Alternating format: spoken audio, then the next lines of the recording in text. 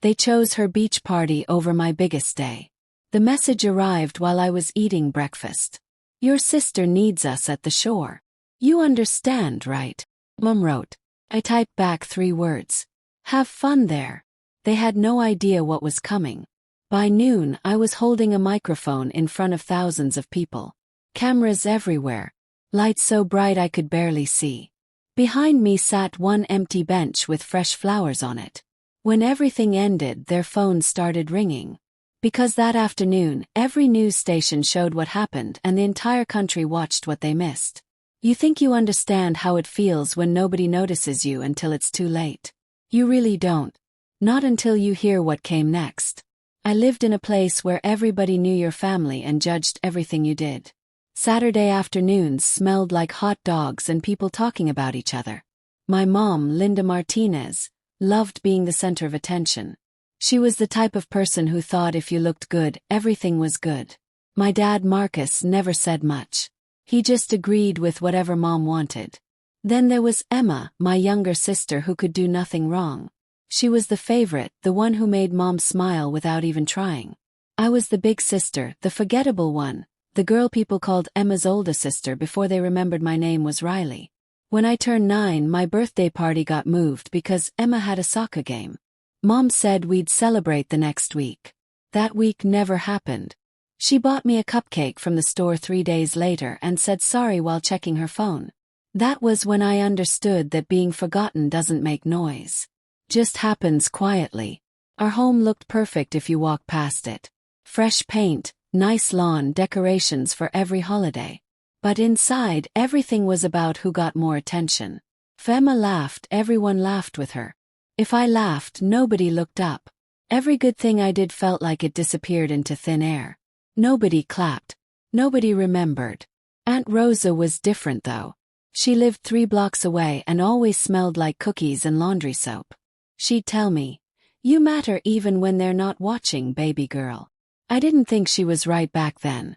As I got bigger, I stopped trying to make them see me. Focused on school instead. Tests were easier than families. Numbers made sense. By the time I was 16, I spent hours in the garage taking apart old radios and watches just to see how they worked. Maybe I thought if I could fix broken things, I could fix us too. But the better I did, the less they said. When I won the county science fair, Mom said, "That's cool," and then asked if I could drive Emma to her friend's house. Dad just nodded while looking at his laptop. Those little silences, that's where the cracks started. It's weird how one tiny moment of silence can grow into something huge. I didn't know it then, but every ignored moment was getting me ready for something much bigger. Something that would make ignoring me impossible. Harvard changed everything. My little town felt so small and boring compared to this. This place was loud and smart and full of energy. For the first time ever, I didn't need to explain myself. The brick buildings, the smell of coffee from the student center, the sound of people studying at midnight, it all felt like home. But even in this amazing new place, their silence came with me. My first few months there, I sent Mom a picture of me in front of the big library, wearing my new scarf and smiling big. Mom answered 3 days later. "Nice photo. Emma just got accepted to that dance company in California.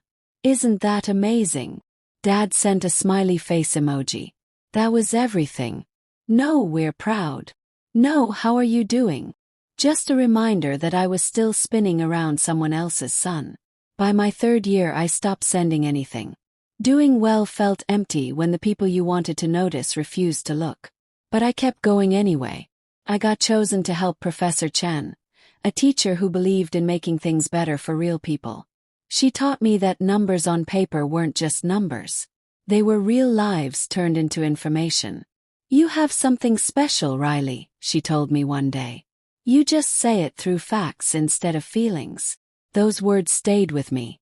While other kids went to parties, I stayed late at the computer lab looking through old hospital bills and neighborhood health files for our project. Lines of information glowed on my screen, showing how unfair things were, proving that staying quiet hurts people more than words do.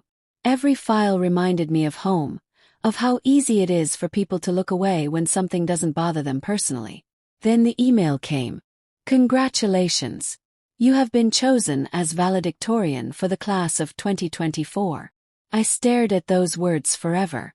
For once I wanted to tell my parents, to hear them say something that felt like love. So I called them. Nobody answered. I sent a text. Hours went by. Finally, Mom wrote back. Sorry, sweetie. We're in Florida with Emma for her dance showcase. Proud of you both. Both. That one word hurt worse than being yelled at. Both, like I was just an extra thought in my own win. That night, my roommate Jasmine found me sitting outside on the steps, still holding my phone. You okay? She asked. I said yes, but I was lying. Inside, something was quietly breaking apart. 2 weeks later, another message came. Short and simple. Too tired from Emma's trip. We'll celebrate later. I read it twice, then wrote back, rest well. It wasn't mean. It was just the end of hoping. The night I sent that message, I didn't cry. I didn't even get mad. I just sat there in my quiet room, watching lights from the river shine on my wall. Somewhere between being exhausted and seeing things clearly, I realized I'd been running after ghosts my whole life, people who were never going to show up no matter how amazing I became. That was the breaking point. But it was also when something new started. The next morning, I went to the graduation office and asked for 3 family tickets. The lady asked, "Will everyone be coming?" I smiled and said yes. 1 for my aunt, 1 for my best friend, and 1 that would stay open. On the card, I wrote in neat letters, "Saved for whoever comes." Jasmine looked at me like I'd gone crazy when I told her. That's deep, she said, half laughing. Shrugged. It's honest. Over the next few days, I worked on my speech constantly. I stayed awake until the sun came up in the library, writing words on old notebooks and coffee-stained napkins. I didn't want it to sound fancy. I wanted it to sound real. I wrote about every kid who worked 2 jobs, who studied alone during holidays, who learned that being quiet can help you survive until you become strong. I wrote about how sometimes the people who should cheer for you are the ones who taught you to do things without any cheering at all. When Professor Chen read what I wrote, she didn't speak at first. Then she looked up with shiny eyes. You know, this isn't just a speech, she said. This is you standing up for yourself. By graduation week, campus was full of happiness and goodbyes. Students took pictures under the arches. Parents carried flowers and cameras. I kept my head down, my speech folded carefully in my bag. Aunt Rosa showed up the night before, wearing her light purple jacket that smelled like flowers. She held my hands and said, "You don't need to prove anything, Riley. Just speak from your heart." That morning, the text message was still on my phone, the words "too tired" glowing like a bruise. I didn't erase it. I wanted to remember exactly what being ignored looked like. So I got dressed slowly, fixed my graduation cap, and walked through the campus with the 2 people who never made me feel alone. Aunt Rosa and Jasmine. Between them, the 3rd seat waited, decorated with fresh flowers. The stage was set up. I was ready. The sun was burning bright that morning, almost too bright for the hurt in my chest. Church bells rang across the yard, the sound rolling over the crowd like slow waves. Rows of red graduation gowns sparkled under the light, tassels moving, cameras flashing everywhere. Wherever I looked, families hugged, waved, and shouted names. The air smelled like spring flowers and fresh starts. I found my chair on stage, my heart beating steady but slow. From up here, the yard looked endless. An ocean of faces, parents standing on their toes to see their kids, students looking for the people who mattered most. I looked at the front rows once, even though I already knew what I'd see. Aunt Rosa in her purple jacket, Jasmine next to her with her camera ready, and between them the empty seat. The flowers shined against the red cushion, not moving in the wind. It didn't sting like I thought it would. It felt colder, quieter, like that last second before you jump off something high.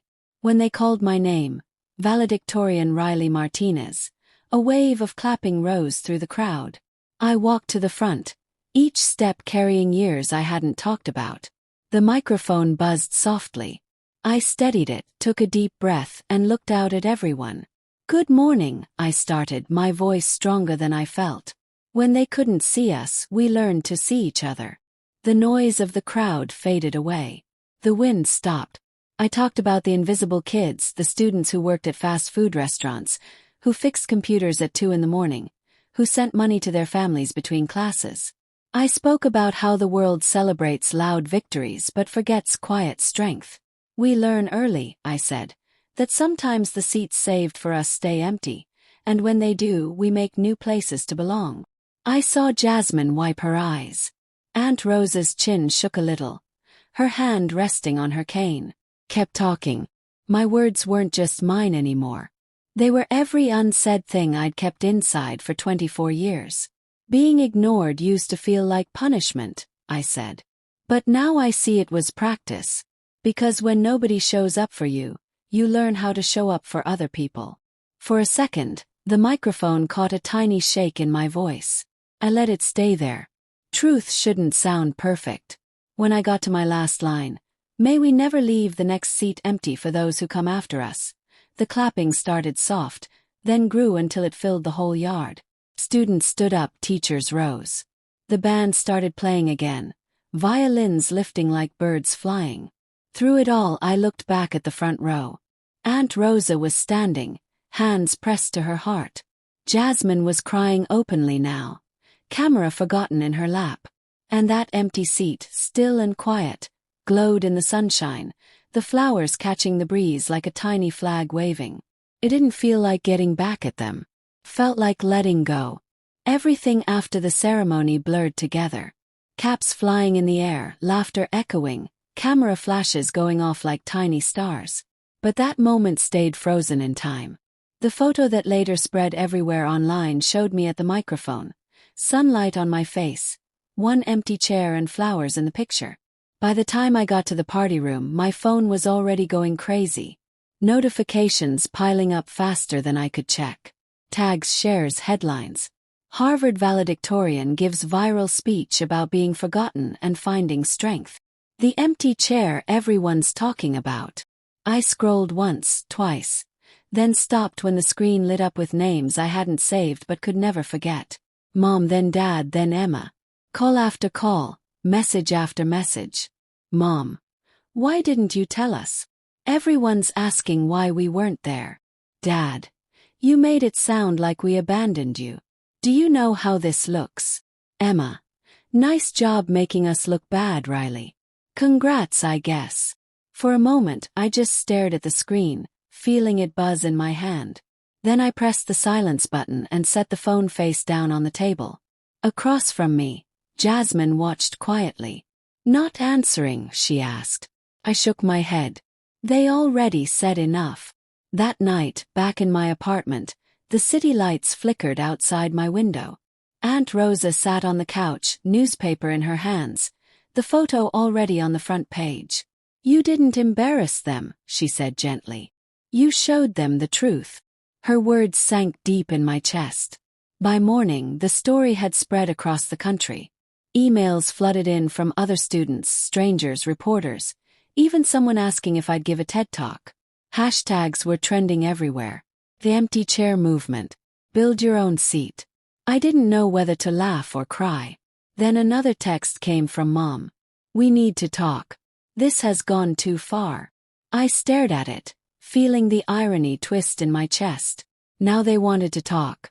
Now that everyone was listening. Aunt Rosa looked over. Let them come to you, she said simply. So that's what I did. I sent one message. Dinner tomorrow. Cambridge. Just us. 7 o'clock. No explanations, no apologies. Just an invitation to face what they'd ignored for years. They arrived late. Course they did. The knock was hesitant, the kind that comes from guilt trying to hide as politeness. My dad came in first, stiff in his jacket. My mom followed, holding her purse like it could protect her from the truth. Emma walked in last, makeup perfect, eyes moving between all of us. The table was small, set for 4 people. Soup, bread, nothing fancy. I'd put a small wooden sign next to the extra chair that said, "For whoever shows up." Mom broke the silence first. You humiliated us, Riley. Her voice cracked between pride and panic. The neighbors saw the video. Do you know how it feels to have everyone think we abandoned you? I looked her in the eyes. You didn't need the world to tell you that. You already knew. Dad tried to make it better. You could have told us you were valedictorian. We would have come. Would you? I asked quietly. Because when I won the science fair, you were at Emma's soccer game. When I got chosen for the research project, you were in Nashville. There's always a reason, always another trip, always too tired. The room went completely still. The air got thick. Emma opened her mouth, then closed it. Finally she whispered, I didn't know it hurt you this much. It doesn't, I said. And for once I really meant it. Not anymore. Aunt Rosa's words echoed in my head. Love doesn't wait until you're ready. Shows up when you're needed. Mom's shoulders dropped. We thought you didn't need us. You were always so independent. I let out a small laugh. Independence isn't who I am. It's what I learned to survive. Silence fell again, heavy but not mean. Something broke open in it, maybe understanding, maybe shame. I'm not asking for sorry, I said finally. Just consistency. If you say you'll come, then come. If you're tired, rest, but don't promise to be there and then disappear. That's all I want. Nobody spoke for a long time. Then Dad nodded slowly, like a man learning something for the first time. We'll try, he said. I smiled a little. That's a beginning. When they left, the air in my apartment felt lighter. The flowers on the table had started to wilt, petals soft but still pretty. I replaced them with fresh ones. Same color, same meaning. By the end of that week, the world had moved on to another story. But in my home the chair stayed. Always waiting, always open. The week after that dinner felt different, quiet but not hollow. My phone buzzed less. The news had found something else to talk about, and campus went back to its normal rhythm of tourists and birds. Yet something inside me had changed, like a broken bone finally healing right after years of pain. Aunt Rosa visited every few days, bringing lemon cake and wisdom disguised as regular conversation. You gave them a mirror, she said one afternoon, setting her cup down. Now it's their choice if they like what they see. I smiled, but I didn't wait for their reflection. I'd spent too many years waiting already. A week later I spoke at a small neighborhood event downtown. Nothing fancy, just students and local people gathered in a library basement. I used parts of my speech, changed for a smaller room. There were no cameras, no loud clapping, just nods from people who understood what it meant to create your own space. Afterward, a girl around my age approached, eyes watery. My parents didn't come to my graduation either, she said softly. But watching you made it hurt less. That was the moment I knew the story had done its job. It had turned pain into permission for someone else to heal. At home, the chair still sat in the corner next to my desk, the wooden tag hanging that said, "For whoever shows up." Sometimes when the light from the window hit it just right, it didn't look empty. It looked hopeful. Mom sent a text the following Sunday. Dinner next week. Early this time. I stared at it for a long second, then typed back, early is good. The next morning I walked through campus one last time. The air smelled like cut grass and coffee, the same way it did when everything began. I looked toward the stage where I once stood, sunlight pouring over the bricks, and whispered to myself, not bitter, not proud, just certain. They see me now. I've learned that sometimes justice doesn't come as an apology. Comes as clarity. You spend years begging to be noticed. Then one day you stop asking and the world turns to look anyway. That's what happened to me. My family didn't transform overnight, but the silence between us did. It wasn't filled with guilt anymore. It was filled with choice. Now, every time I sit at my kitchen table, that extra chair is there. Not as a reminder of who didn't show up, but as an invitation for those who will.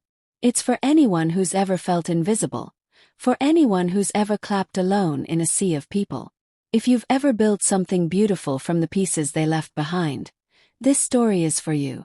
And if you've ever waited for someone to show up and they didn't, don't wait forever. Create your own space. Sit there proudly. Let them see what they lost.